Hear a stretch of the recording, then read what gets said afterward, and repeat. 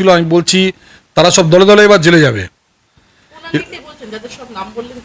এরা এখানকার যারা আদিবাসী আছে তারা বিদ্রোহ করবে আগামী দিনে। মমতা ব্যানার্জির উপর কারো কোনো আস্থা নেই এবং 2026-এ তৃণমূল হারতে চলেছে। সেই হারের সেই ভয় থেকে বাংলা এক থাকলে না মমতা ব্যানার্জি মুখ্যমন্ত্রী হতেন, না প্রত্যেকটা হিন্দু আজকে মমতা ব্যানার্জির উপর ক্ষেপে আছেন এবং এবার এরা হিন্দুদের কোনো ভোট পাবে না। আমি আপনাকে বলছি এবার এরা হিন্দুদের কোনো ভোট পাবে না।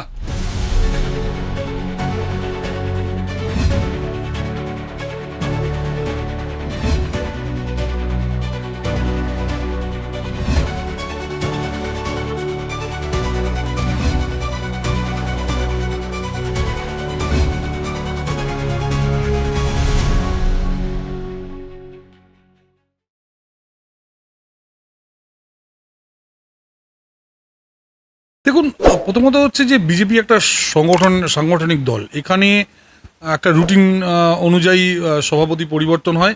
এটা ওই যেমন লালু প্রসাদের পার্টি বা মুলায়ম সিংয়ের পার্টি বা মমতা ব্যানার্জির পার্টি বা গান্ধী ফ্যামিলির পার্টি তাদের মতো নয়।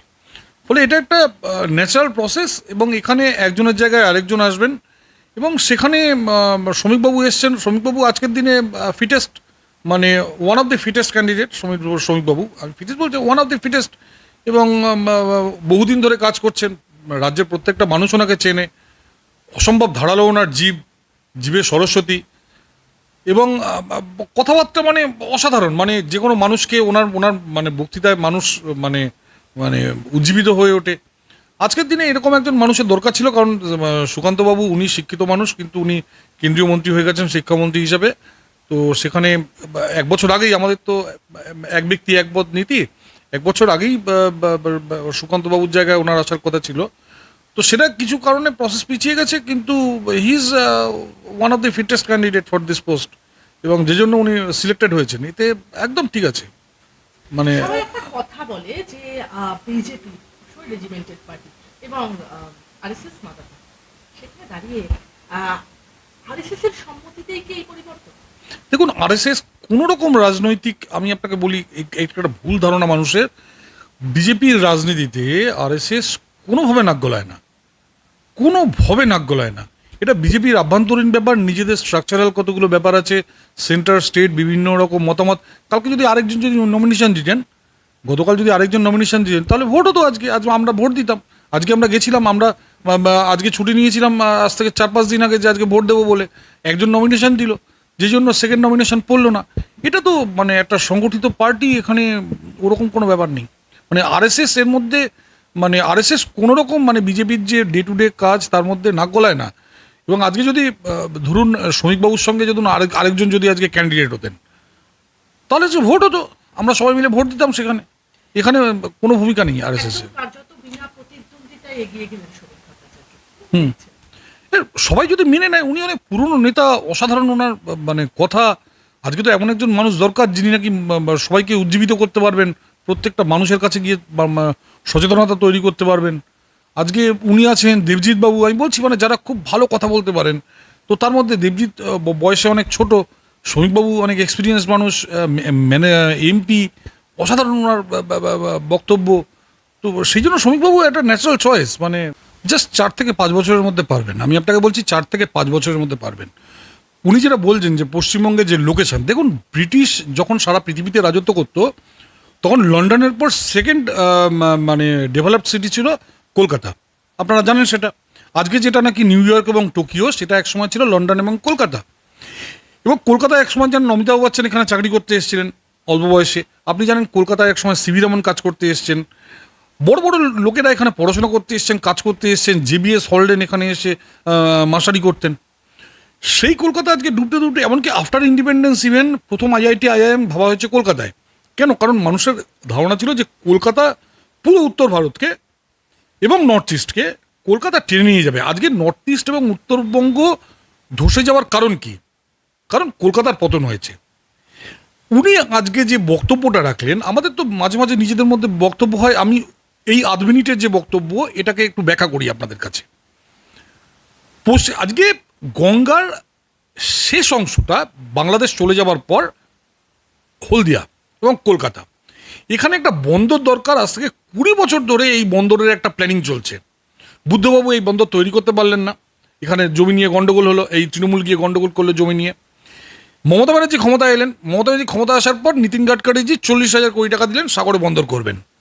বন্দরটা উনি করতে দিলেন না, এবং বন্দরটা করতে না দেওয়ার ফলে আজকে যেটা হচ্ছে, আজকে যদি বন্দর না হয়, আপনার এখানকার যে যদি 5টা কারখানা হয়, আপনি সেই প্রোডাক্ট ইন্টারন্যাশনাল মার্কেটে বিক্রি করবেন কি করে?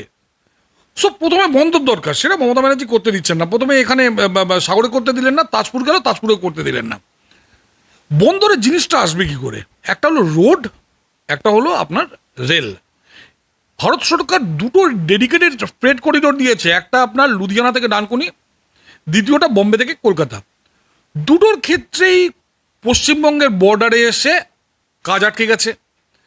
তাহলে আজকে আমরা যদি ট্রেডিং সেন্টার হই, যেটা ধরুন আজকে নিউ ইয়র্ক বা আজকে টোকিও বা সিঙ্গাপুর, এরা যে ট্রেডিং সেন্টার, আমরা যদি সেই রকম ট্রেডিং সেন্টার, বা ধরুন সাংহাই বা হংকং যেমন চীনের ট্রেডিং সেন্টার, আমরা ট্রেডিং সেন্টার হওয়ার জন্য বোম্বের থেকে অনেক বেটার জায়গায় বসে আছি। পুরো নর্থ ইন্ডিয়া, আমি বলছি পুরো নর্থ ইন্ডিয়া এবং নর্থ ইস্ট একমাত্র কলকাতার থ্রুতে ব্যবসা করতে পারে, ইভেন উড়িষ্যা পারে না সেই জায়গাটা নিতে।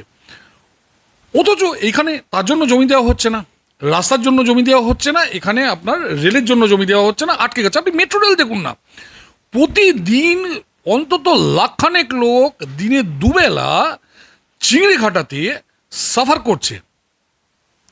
মমতা ব্যানার্জি ওখানে জমি দিচ্ছেন না। ওরা বলেছে আমরা 3টে রাত চাই, 3টে রাত 3টে 6 ঘন্টা, 318 ঘন্টা চাই আমাদের দিন, আমরা এই লাইনটা আমরা এয়ারপোর্ট পর্যন্ত নিয়ে যাব। মমতা ব্যানার্জি দিচ্ছেন না, কারণ উনি চান মানুষ গরিব হয়ে থাকুন। মানুষ যত গরিব হয়ে থাকে তত উনি ভাতা দেবেন, একে 600 টাকা, ওকে 500 টাকা, একে 1000 টাকা উনি ভাতা দেবেন, একে চাল দেবেন, ওকে ডিম দেবেন, ওর বাড়িতে পচা প্রসাদ পাঠাবেন। আপনি তো জানেন হালাল প্রসাদ পাঠিয়েছে, এবং সেই প্রসাদের মধ্যে অনেকের বাড়িতে গেছে, সেই প্রসাদ পচে গেছে। ঘটনা হচ্ছে যে আপনাকে যদি ডেভেলপ করতে হয়, আপনাকে একটা হোলিস্টিক একটা টোন, এই যে উনি বলছেন যে সবকটা জিনিস, আপনাকে আমি আরেকটা জিনিস বোঝাই, আরেকটা অ্যাপ্রোচ। পশ্চিমবঙ্গের কেন অধঃপতন হলো? এখানকার মানি মার্কেট, এখানকার ল্যান্ড মার্কেট, এখানকার লেবার মার্কেট আর্টিফিশিয়ালি কন্ট্রোল করা হয়েছে বাই কমিউনিস্ট পলিটিশিয়ানস। প্রথমে জ্যোতিবাবুরা, তারপর এরা। এগোবে কি করে? নাম্বার 3 আমি আপনাকে বলি, আগামী দিনে আমরা যদি পাওয়ারে আসি, আমরা যেদিন পাওয়ারে আসব, আমরা এখানকার একটা বড় রকমের একটা রিফর্ম আনবো, যেই রিফর্ম ভারতবর্ষ 1991 সালে এনেছিল। প্রথম রিফর্ম হচ্ছে, আমরা যেটা করব, আমরা এখানকার যে বিভিন্ন সরকারি দপ্তর আছে এগুলোকে ভেঙে জুড়ে আমরা একদম অন্যরকম বানিয়ে দেবো আমরা। যেমন ধরুন ইরিগেশন ডিপার্টমেন্ট, একটা এক্সাম্পল দিচ্ছি just, irrigation department, agri irrigation department, public health department, minor irrigation department, will merge this departments. এবং তারপর আমরা বেশ কিছু পিএসইউ তৈরি করবো, যেমন ধরুন পশ্চিম বা দক্ষিণ ভারতে আছে এসএসএনএল, কেএনএল, আমরা সেরকম তিস্তা কর্পোরেশন তৈরি করব। ডিভিসি দেখুন, বাঙালি কত ইন্টেলিজেন্ট ছিল, আজ থেকে 60 বছর আগে ডিভিসি বানিয়েছিল, কর্পোরেশন বানিয়েছিল, কেন? যাতে 2 স্টেটের মধ্যে কাজ করা যায়। আমরা ময়ূরক্ষী কর্পোরেশন বানাবো, সুবর্ণরেখা কর্পোরেশন বানাবো। এডুকেশনের ক্ষেত্রে আমরা রামকৃষ্ণ মিশন বা ভারত সেবাশ্রমকে আমরা ইনভলভ করব। তারা বহুদিন বলছে যে আমাদের একটা বোর্ড দরকার। আজকে যে 8,000 স্কুল বন্ধ হয়ে গেছে, এই স্কুলগুলোকে যদি আমি রামকৃষ্ণ মিশন বা ভারত সেবাশ্রম সংঘকে দিয়ে দিই, ওরা কয়েকদিনের মধ্যে চাঙ্গা করে দেবে সেই স্কুলগুলো। এবং এই স্কুলগুলো যদি চাঙ্গা হয়ে যায়, আপনি 8,000 মানে 40,000 গ্রামের মানুষ উপকৃত হবে, ভাবতে পারছেন? আমাদের এই ধরনের বহু রকমের প্ল্যান আছে। সাউথ, আপনি তাহলে বলতে চাইছেন যে নগরায়নটা বিধান রায়ের মৃত্যুর পরে কার্যত থমকে ছিল, সেই নগরায়নটা আবার চালু হবে বিজেপির হাত ধরে? একদম। আমি নগরায়ন, বিধান রায় দেখুন ওই সময় এত ভিশনারি পার্সন ছিলেন, ওরা হলদিয়া বানালেন, দুর্গাপুর, কল্যাণী, সল্টলেক এবং শিলিগুড়ি। আগামী দিনে আমাদের যেটা প্ল্যানিং আছে, কল্যাণীটাকে ডেভেলপ করা এবং ওখানে একটা এয়ারপোর্ট তৈরি করা, উলুবেরিয়াকে ডেভেলপ করা এবং ওখানে একটা বড় মেগা সিটি টাইপ তৈরি করা, একটা mega satellite city. New town তো আছেই, হাবড়া এবং বনগাঁর মাঝখানে। এছাড়া আপনার অন্ডাল টু দুর্গাপুরের মাঝখানে একটা বড় international city around that airport. খড়গপুরে একটা হিউজ মেগা সিটি, খড়গপুরে ওখানে একটা এয়ারপোর্ট আছে, সেটাকে মোদিজি এয়ারপোর্টটাকে আপডেট করছে, কলাইকুণ্ডা এয়ারপোর্ট। ওইখানে একটা এডুকেশন সিটি বানানো যায়, হার্ভার্ড, এমআইটি থেকে শুরু করে টেক্সাস এএনএম, এদের আমরা এনে বলতে পারি যে তোমরা তোমার রিসার্চ সেন্টার খড়গপুরে বানাও, কারণ খড়গপুর হ্যাজ এ ব্র্যান্ড। আজকে যদি টেক্সাস বলে, টেক্সাস খড়গপুর সারা পৃথিবীর লোক জানবে, কিন্তু যদি বলে টেক্সাস কলকাতা, লোকে নাও চিনতে পারে, কিন্তু খড়গপুরের নাম সারা পৃথিবীর লোক জানে। তারা জানে খড়গপুর আইআইটি পৃথিবীর প্রথম আইআইটি, ভারতবর্ষের প্রথম আইআইটি। সো আমরা এই ধরনের আমরা প্ল্যানিং করছি, কিন্তু সেই খড়গপুরকে আমার জুড়তে হবে হলদিয়ার সঙ্গে, বা ওখানে একটা পোর্ট করে তার সঙ্গে জুড়তে হবে, তার জন্য ল্যান্ড দরকার, তার জন্য রেলওয়ে দরকার, তার এয়ারপোর্ট দরকার। আমি বলছি তো এই টোটাল একটা ইনফ্রাস্ট্রাকচারের একটা বড় বুম দরকার। নাম্বার টু হচ্ছে একটা অ্যাডমিনিস্ট্রেটিভ রিফর্ম দরকার, ফাইন্যান্সিয়াল রিফর্ম দরকার, এবং বহু লিগাল রিফর্ম দরকার। যেমন ধরুন ল্যান্ড, এগুলো মানে প্রায় 48 বছর বন্ধ হয়ে আছে। আমরা 6 মাসের মধ্যে এই জিনিসগুলো, আমি বলছি এই রিফর্মসগুলো প্রথম 6 মাসে করে আমরা তবে কাজ শুরু করব, যেরকম নরসিংহ রাও 91 সালে করেছিলেন। Everything is ready with us. সেটাই উনি আজকে এই হাফ মিনিটের যে বক্তব্য উনি যেটা বলেছেন যে আমরা সিঙ্ক্রোনাইজ করব, উনি সেটা বলার চেষ্টা করেছেন যে আমরা এই প্রত্যেকটা জিনিসকে একটা মানে শৃঙ্খলার মধ্যে এনে জুড়ে একটা জায়গায় আমরা তার রেজাল্ট দেবো। তাহলে শ্রমিক ভট্টাচার্য যে নতুন যে আলোর দিশারির একটা স্বপ্ন বঙ্গ বিজেপি দেখছে, তার প্রথম মশালটাকে শ্রমিক ভট্টাচার্য হাতে ধরে দাঁড়িয়ে রয়েছে। একদম, আমি বলছি এটা নিয়ে আমাদের মধ্যে রিসার্চ হয়েছে, আমাদের ইকোনমিক উইং আছে, আমাদের দলের ইন্টেলেকচুয়াল সেলস আছে, এটা নিয়ে কথা হয়েছে how we are trying to develop north Bengal. আমি বলছি নর্থ বেঙ্গলে বালুরঘাটে একটা এয়ারপোর্ট আছে, ইয়েতে একটা এয়ারপোর্ট আছে আপনার কোচবিহারে। এই এয়ারপোর্টগুলোকে আমরা ন্যাশনাল বা ইন্টারন্যাশনাল লেভেলে আপডেট করে ওখানে আমরা এডুকেশন বা হেলথ হাব তৈরি করতে পারি। হেলথ হাব মানে শুধু এই প্রাইভেট হসপিটাল না, হেলথ হাব মানে biomedical hub, biotechnology hub, pharmacy hub, everything, মানে এই সব পুরো জিনিসটা মিলে একটা জিনিস। এবং আজকে আমাদের ভারতবর্ষের বহু লোক সিঙ্গাপুরে ডাক্তার দেখাতে যায়। কোন সিঙ্গাপুর? 1966-এ যে সিঙ্গাপুর তৈরি হওয়ার সময় তাদের প্রধানমন্ত্রী বলেছিল যে আমরা আগামী দিনে কলকাতার মতো হতে চাই। আজকে কোথায় কলকাতা, কোথায় সিঙ্গাপুর ভাবুন, কেউ বিশ্বাস করবে না যে তারা কলকাতা হতে চেয়েছিল সেই সময়। আজকে সেই সিঙ্গাপুরের মতো সার্ভিস সিটি হতে পারে বালুরঘাট, সার্ভিস সিটি হতে পারে আপনার কোচবিহার। আমরা সেই জায়গায় নিয়ে যাবো। এবং পশ্চিমবঙ্গ এমন একটা জায়গা যার উপর পুরো নর্থ ইন্ডিয়া এবং পুরো নর্থ ইস্ট ডিপেন্ডেন্ট। দুটো ফ্রেট করিডোর সেন্ট্রাল গভর্নমেন্ট দিয়েছে, থার্ড যে ফ্রেট করিডোর আমরা যেদিন ক্ষমতায় আসবো, দরকার হলে আমরা ওয়ার্ল্ড ব্যাংক এডিবির থেকে লোন নিয়ে সেই ফ্রেট করিডোর বানাবো। সেটা হলো ত্রিপুরা থেকে ইন্ডিয়া টু ইন্ডিয়া বিভিন্ন স্টেট ঘুরে কলকাতা পর্যন্ত ফ্রেট করিডোর, যাতে আগামী দিনে এই মানে সোকল রাস্কেল ওই দেশের যে প্রধান ইউনিস, সে আর কোনোদিন না বলতে পারে যে ভারতবর্ষ আমাদের উপর ডিপেন্ডেন্ট। আমরা ওখান থেকে একটা ফ্রেট করিডোর বানাবো যাতে 100 কিলোমিটার স্পিডে ত্রিপুরা থেকে ত্রিপুরার যে ফসল, ত্রিপুরার যে আনারস, ত্রিপুরার যে অন্যান্য কুমড়ো থেকে এটসেট্রা, তারা কলকাতায় এসে তারা যাতে বিদেশে এক্সপোর্ট করতে পারে। একদম হাই স্পিড ফ্রেট করিডোর বানাবো আমরা। দেখুন, মমতা ব্যানার্জির উপর আজকের দিনে যদি মমতা ব্যানার্জির উপর আস্থা থাকতো, আপনি গত পঞ্চায়েতে দেখেছেন কীভাবে রেগিং করেছে। প্রথমে কাউকে নমিনেশন দিতে দিচ্ছে না, যে নমিনেশন দিল অমনি তার বাড়িতে গিয়ে আগুন জ্বালিয়ে দিল। তারপর ভোট শুরু হলে সেখানে ইয়েকে কিডন্যাপ করা, আপনার ওর নাম কি, বুথ এজেন্টকে কিডন্যাপ করা, তারপর ভোটের সময় রিগিং করা, তা ভোটের পর গণনার সময় রিগিং করা, কখনো কখনো ওই ব্যালট বক্স নিয়ে তুলে যাওয়া। যদি মমতা ব্যানার্জির উপর মানুষের এত আস্থা থাকতো তাহলে উনি রিগিং বুথ দখল করে জিতছেন কেন? তাহলে উনি ওই তপন কান্দুকে হত্যা করলেন কেন ঝালদায়? আপনি বলুন, তপন কান্দুকে মমতা ব্যানার্জি লোকেরা কেন গিয়ে হত্যা করলো? যদি মমতা ব্যানার্জির উপর মানুষের আস্থা থাকতো। কোনো আস্থা নেই। আজকের দিনে এত দুর্নীতি, এত অপদার্থতা এবং এত ফেলিওর, তারপর মমতা ব্যানার্জির উপর কারো কোনো আস্থা নেই। এবং 2026-এ তৃণমূল হারতে চলেছে। সেই ভয় থেকে উনি আজকে এই রিয়াকশনটা দিয়েছেন। আজকে ওনারা বলছেন যে আমরা মুসলিম ভোটের উপর 30% মুসলিম ভোট, বাকি 70% কোথায় যাবে?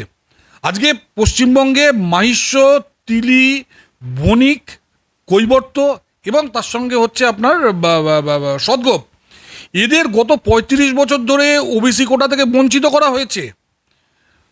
গত 5 বছর মোদিজি ইডাব্লিউএস কোটা দিয়েছেন জেনারেল কাস্টের ছেলে মেয়েদের। পশ্চিমবঙ্গ একমাত্র রাজ্য যেখানকার জেনারেল কাস্টের ছেলেমেয়েরা, গরিব ছেলেমেয়েরা ইডাব্লিউএস কোটা পায় না।